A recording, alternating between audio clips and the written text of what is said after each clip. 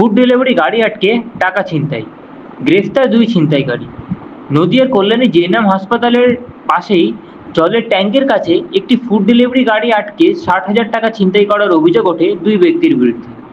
অভিযোগ পেয়ে Kalyani ESI quarter থেকে অজয় চৌধুরী ও ভোলা বাসফর নামে দুই অভিযুক্তকে গ্রেফতার করে কল্যাণী থানার পুলিশ।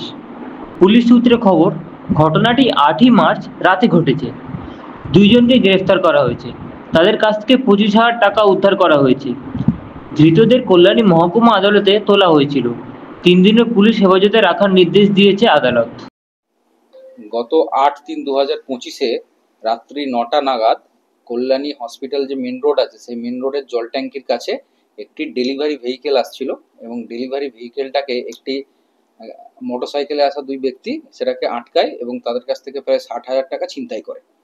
তো রাত 9টার দিকে ঘটনাটা ঘটে। আমরা সঙ্গে সঙ্গে সেটা খবর পাই, কেস স্টার্ট করা হয় এবং আমাদের যে আইও এবং পিসি টিম আছে তারা গাড়িটাকে আইডেন্টিফাই করতে পারে এবং গাড়িটা আইডেন্টিফাই করার পর দুই ব্যক্তি অজয় চৌধুরী আর ভোলা বাঁশপুর এরা ইএসআই কোয়ার্টারে থাকে, এদেরকে অ্যারেস্ট করা হয় এবং তাদেরকে কোর্টে ফরওয়ার্ড করা হয়। তারপরে 12 তারিখে টিআই প্যারেড করা হয়। যে ভিকটিম ছিল তিনি এদেরকে টিআই প্যারেডে আইডেন্টিফিকেশন করেন।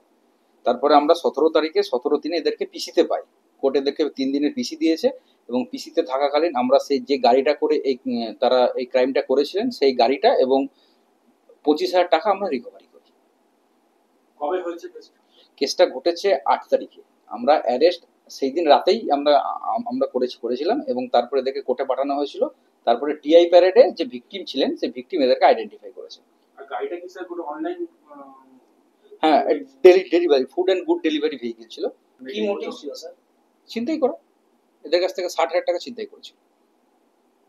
25,000 রিকভারি হয়েছে। আপাতত 25,000 রিকভারি আমরা করেছি কালকে, বাকিটা আমরা চেষ্টা করছি রিকভারি করার। এরা কিসে ছিল? এরা একটা বাইকে ছিল, স্কুটিতে ছিল। সেটাও রিকভারি হয়েছে? হ্যাঁ, স্কুটিটা আমরা রিকভারি করেছি, যেটা দিয়ে ক্রাইমটা করেছি।